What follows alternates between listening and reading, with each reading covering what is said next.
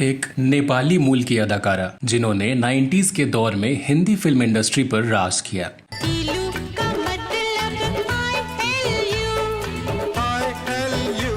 जिन्होंने हर तरह के किरदार निभाकर अपनी खूबसूरती और मासूमियत से दर्शकों के दिलों में एक अलग पहचान बनाई। Don't touch me!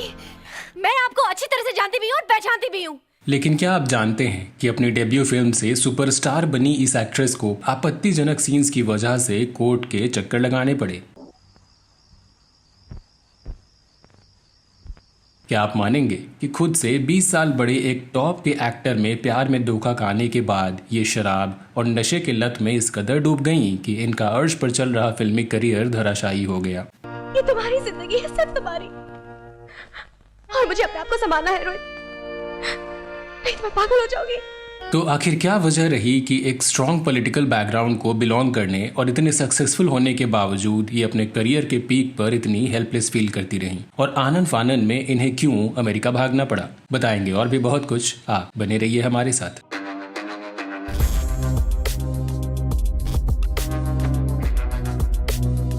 दोस्तों, आज हम बात कर रहे हैं मनीषा कोइराला की, जिन्होंने साबित कर दिया कि भले ही करियर डगमगा चुका हो, जानलेवा बीमारियों ने घेर रखा हो, शादी टूट चुकी हो और सपने बिखर चुके हों, लेकिन अपनी विल पावर से सब कुछ फिर से ठीक किया जा सकता है। तो इससे पहले कि हम इनके पर्सनल लाइफ के स्ट्रगल्स और प्रोफेशनल लाइफ के उतार चढ़ाव को समझें, सबसे पहले जानते हैं कि इन्होंने अपने करियर की शुरुआत कहाँ से की और कैसे एक आउटसाइडर लड़की का फिल्मों में आना हुआ।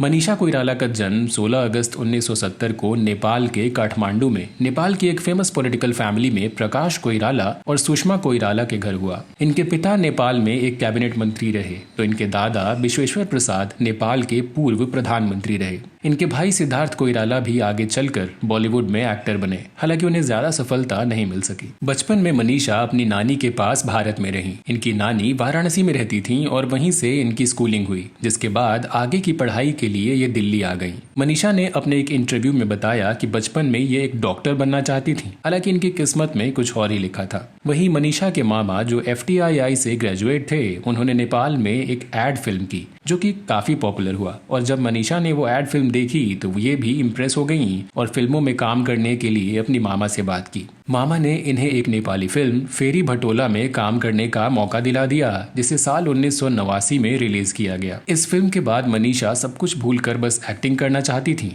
लेकिन फिल्मों में काम करने के लिए अपनी पॉलिटिकल फैमिली को मनाना मनीषा के लिए काफी टफ होने वाला था। हालांकि इन्होंने अपनी फैमिली को मनाने के लिए सब्र रखा और अपने बर्थडे तक वेट किया और अपने पेरेंट्स से गिफ्ट मांगा कि मैं मुंबई जाना चाहती हूँ और बॉलीवुड में काम करना चाहती हूँ। तब इनकी माँ ने इनके मनाने पर हाँ कर दी, पर साथ ही इन्हें सिर्फ एक हफ्ते का समय दिया और कहा कि बॉलीवुड इंडस्ट्री में मेरे कुछ जानने वाले हैं, तुम जाकर उनसे मिलना और अगर इस एक हफ्ते में तुम्हें काम मिल गया तो ठीक है, वरना तुम्हें वापस आना होगा। मुंबई आकर मनीषा अपनी माँ की एक जर्नलिस्ट फ्रेंड से मिली, जिन्होंने इन्हें बॉलीवुड इंडस्ट्री के कई डायरेक्टर और प्रोड्यूसर से मिलवाया। इनमें सबसे पहले रहे शेखर कपूर, जो उस वक्त अपनी फिल्म दुश्मनी बना रहे थे। शेखर कपूर ने मनीषा कोइराला को इस फिल्म में एक रोल ऑफर किया। इसके बाद मनीषा बोनी कपूर से मिली, जो उस दौरान अपनी फिल्म प्रेम की कास्टिंग कर रहे थे। उन्होंने मनीषा को बताया कि इस फिल्म में वो तब्बू को लेना चाहते हैं, लेकिन अगर किसी वजह से तब्बू ने फिल्म के लिए मना कर दिया तो वो मनीषा को ले लेंगे। इसके बाद मनीषा ऋषि कपूर से भी मिली, जो उन दिनों फिल्म हिना की कास्टिंग में लगे थे। हालांकि यहाँ मनीषा की बात नहीं बन सकी, जिसके बाद ये सुभाष घई के पास जा पहुंची।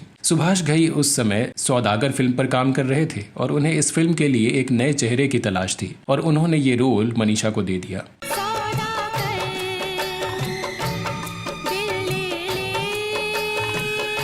साल 1991 में आई इस फिल्म में मनीषा को अपनी पहली ही फिल्म में राजकुमार और दिलीप कुमार जैसे दिग्गज कलाकारों के साथ काम करने का मौका मिला। फिल्म सुपरहिट रही और रातों रात इनकी मासूमियत और खूबसूरती का हर कोई दीवाना हो गया।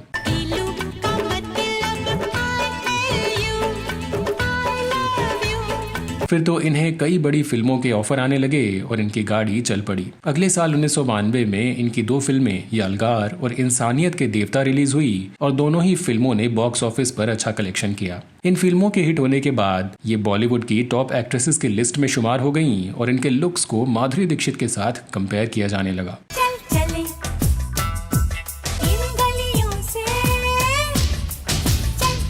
इसके बाद इन्होंने अनमोल, धनवान, मिलन, यूं ही कभी जैसी कुछ फिल्मों में काम किया। हालांकि ये सभी फिल्में फ्लॉप हो गई। इसके बाद इन्हें बॉलीवुड में काम मिलना कम हो गया और फिर इन्होंने थक हार कर अपनी माँ से बात की और उन्होंने एक बार फिर इनकी हेल्प की, क्योंकि इनकी माँ के बॉलीवुड में बहुत सारे फ्रेंड थे। उनमें से एक थी रेणु सलूजा, जो कि विधु विनोद चोपड़ा की पहली बेबी थी और उस समय विनोद चोपड़ा अपनी अगली फिल्म 1942 अ लव स्टोरी पर काम कर रहे थे, जिसके लिए उन्होंने मनीषा का नाम सजेस्ट किया। रेणु सलूजा के कहने पर विधु विनोद चोपड़ा ने इस फिल्म में मनीषा को कास्ट कर लिया। साल 1994 में आई ये फिल्म और इसका एक गाना इतना हिट हुआ कि लोगों की जुबान पर चढ़ गया, साथ ही मनीषा को फिल्म इंडस्ट्री में स्थापित कर गया। एक लड़की को देखा तो ऐसा लगा जैसे। इस फिल्म के बाद मनीषा ने कभी पीछे मुड़कर नहीं देखा और कई बेहतरीन फिल्मों में काम करने लगी, जैसे बॉम्बे, क्रिमिनल, अकेले हम अकेले तुम, खामोशी, अग्निसाक्षी, गुप्त, कच्चे धागे और दिल से। दिल कितना दीवाना है, एक हो जाना। मनीषा ने साल 2004 में न्यूयॉर्क से बकायदा फिल्म मेकिंग का कोर्स भी किया। वहां से डिप्लोमा हासिल करने के बाद इन्होंने एक फिल्म भी बनाई, पैसा वसूल। मैंने तुम्हें बताया कभी है, बताया कभी तुम कितनी बदसूरत हो। हालांकि इस फिल्म में मनीषा का जो भी पैसा लगा था वो जरा भी वसूल नहीं हो सका और इसके बाद इन्होंने फिल्म प्रोडक्शन से दूरी बना ली। इसके अलावा मनीषा ने अनुपम खेर के साथ टीवी शो सवाल 10 करोड़ का भी होस्ट किया और साल 2015 में ये फेमिना मिस इंडिया में जज के तौर पर भी नजर आईं। So I'm looking for a new kind of experience.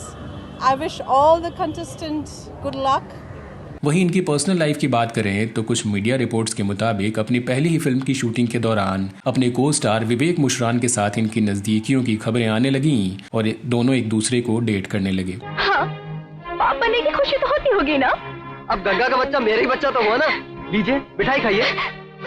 लेकिन सौदागर के बाद विवेक इंडस्ट्री में स्ट्रगल ही करते रहे और मनीषा एक के बाद एक हिट फिल्म देने के साथ ही आगे बढ़ती गईं और ये रिश्ता धीरे धीरे खत्म हो गया। इसके बाद इनकी जिंदगी में आशिकी फेम एक्टर राहुल रॉय की एंट्री हुई। दोनों ने एक साथ फिल्म मझधार में काम किया और जल्द ही जीवन के मझधार में एक दूसरे को पार कराने की कस्में खाने लगे। सागर से गहरा है प्यार हमारा। लेकिन जानकारों की माने तो मनीषा राहुल को लेकर सीरियस थीं, तो वहीं राहुल अपने काम को लेकर सीरियस रहे। बताते हैं कि कुछ समय की डेटिंग के बाद राहुल का ज्यादातर टाइम महेश भट्ट के आगे पीछे घूमने में निकल जाता और उन्होंने मनीषा को टाइम देना धीरे धीरे कम कर दिया और फिर कुछ दिनों तक इस रिलेशन में स्ट्रगल करने के बाद मनीषा ने भी राहुल से दूरी बना ली। इसके बाद इनके जीवन में आए इनसे 20 साल बड़े एक्टर नाना पाटेकर। मधु, क्या बात है, कल मिली, पहचाना तक नहीं। दोनों ने साथ में अग्निसाक्षी और खामोशी जैसी फिल्मों में काम किया और यहीं से दोनों की नजदीकियों की खबरें आने लगी। इन फिल्मों के दौरान ही मनीषा कोइराला नाना पाटेकर की एक्टिंग और मैच्योरिटी को देखकर बहुत इंप्रेस हुई और नाना पाटेकर के शादीशुदा होने के बावजूद उनसे प्यार कर बैठी। टिगर पर हाथ नहीं, नजर रखना। मुझे नहीं सीखना। सीखना है।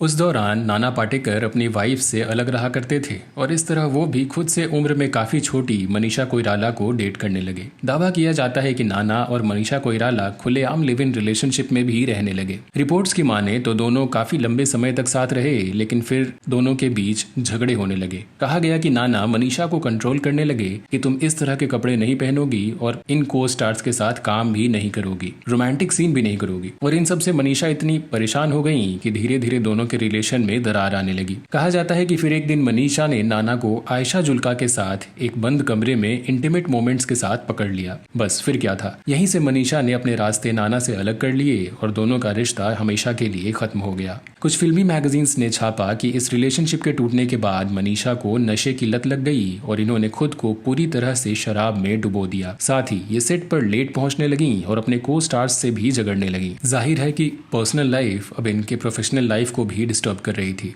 धीरे धीरे इंडस्ट्री में इनके अनप्रोफेशनल बिहेवियर की बातें शुरू हो गईं और यहीं से इनके करियर का ग्राफ गिरना शुरू हो गया। इसी दौरान इन्होंने फिल्म छोटी सी लव स्टोरी की जिसमें कुछ इंटीमेट सीन्स करने थे और इन सीन्स के बारे में इन्हें पता भी था, लेकिन जब इन्होंने मूवी स्क्रीनिंग के दौरान सभी सीन्स देखे तो हैरान रह गईं। दरअसल इनमें से कुछ ऐसे बोल्ड सीन थे जिन्हें डायरेक्टर ने इनके बॉडी डबल से शूट करा लिया और इन्हें बताया तक नहीं। और जब इन्होंने डायरेक्टर से ये इंटीमेट सीन्स हटाने के लिए कहा तो उस डायरेक्टर ने साफ इनकार इनकार कर दिया। फिर कोई चारा न देख मनीषा ने कोर्ट का रुख किया। हालांकि इसके बाद इनका करियर बुरी तरह प्रभावित हुआ और अब इन्हें सिर्फ बी और सी ग्रेड फिल्मों के ऑफर ही मिलने लगे। इसी दौरान इन्होंने एक सी ग्रेड फिल्म चाहत एक नशा भी की और इस फिल्म के दौरान इनका अफेयर इनके को स्टार आर्यन वैद से चल पड़ा। हालांकि मनीषा की नशे की लत की वजह से ये रिश्ता भी जल्दी खत्म हो गया। पर्सनल रिलेशन में मिले धोखे और करियर के ठीक से ना चल पाने के कारण ये शराब के साथ साथ मादक पदार्थों के सेवन में भी लिप्त हो गई। इसके बाद इन्होंने साल 2010 में एक नेपाली बिजनेसमैन सम्राट दहल से शादी कर ली। हालांकि ये शादी भी महज 2 साल तक ही चल सकी और साल 2012 में दोनों अलग हो गए। साल 2012 के बाद इनके कुछ फोटोज देखकर इनके फैंस को तगड़ा झटका लगा, क्योंकि फोटोज में मनीषा काफी ओवरवेट और ड्रंक नजर आ रही थी। एक वक्त में बॉलीवुड पर राज करने वाली एक्ट्रेस का करियर और पर्सनल लाइफ दोनों ही बर्बाद हो चुके थे।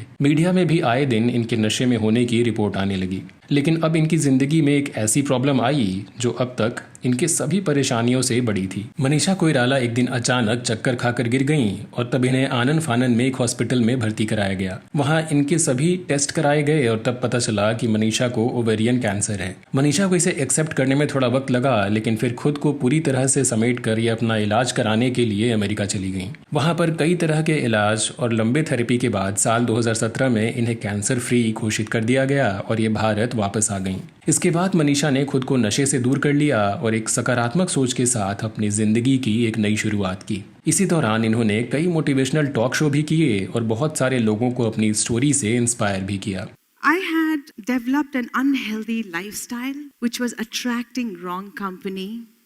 इसके अलावा मनीषा ने कुछ रीजनल फिल्मों में काम करना शुरू कर दिया और फिल्म डियर माया से इन्होंने बॉलीवुड में वापसी की, जिसके बाद इन्हें सुपरहिट फिल्म संजू में नरगिस दत्त का रोल करते भी देखा गया। रूठी तकदीरें तो क्या, टूटी शमशीरें तो क्या।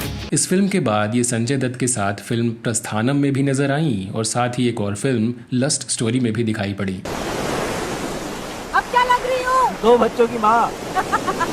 हाल की बात करें तो मनीषा संजय लीला भंसाली की वेब सीरीज हीरा मंडी में निभाए अपने किरदार को लेकर सुर्खियों में है। कलाकारी और होशियारी से मल्लिका जान ने हीरा मंडी में अपनी सल्तनत जमाई है। ये वेब सीरीज भारत पाकिस्तान विभाजन के दौरान लाहौर के red light district Heera Mandi के तवाइफों की स्थिति पर आधारित है। सीरीज में मनीषा, अदिति राव हैदरी, सोनाक्षी सिन्हा और ऋचा चड्ढा जैसी एक्ट्रेसेस के साथ नजर आईं, जिसमें इनके अभिनय की एक बार फिर से सराहना की जा रही है। हम चांद हैं जो दिखता तो है खिड़की से मगर कभी किसी के बरामदे में उतरता नहीं। मनीषा कोइराला की जिंदगी को करीब से देखें तो एक स्ट्रॉन्ग फैमिली बैकग्राउंड होने की वजह से इन्हें बिना स्ट्रगल किए ही बॉलीवुड जैसी कॉम्पिटिटिव इंडस्ट्री में आसानी से काम मिल गया। इनकी शुरुआत भी अच्छी रही, लेकिन अपने पर्सनल लाइफ की कुछ गलतियों की वजह से इन्हें अपने करियर में भी स्ट्रगल करना पड़ा। हालांकि अपने गलतियों से सबक लेते हुए इन्होंने अपने हेल्थ और करियर को ट्रैक पर लाने के लिए कड़ा संघर्ष किया और धमाकेदार वापसी की। आज भी मनीषा बॉलीवुड इंडस्ट्री का हिस्सा हैं और हिंदी सिनेमा में इनकी एक अलग और खूबसूरत पहचान है। विभाग बॉलीवुड की टीम की तरफ से मनीषा को इनके सभी अपकमिंग प्रोजेक्ट्स के लिए ढेरों शुभकामनाएं। जाको रानी से प्यार हो गया पहली नजर में। तो दोस्तों, आपको आज का हमारे ये वीडियो कैसा लगा हमें कमेंट सेक्शन में जरूर बताएं। साथ ही अगर आपके पास भी मनीषा कोइराला से जुड़ी कोई इंटरेस्टिंग जानकारी हो तो वो भी हमारे साथ जरूर शेयर करें। बॉलीवुड की किसी विभाग स्टोरी के साथ अगले वीडियो में आपसे फिर होगी मुलाकात। तब तक के लिए नमस्कार।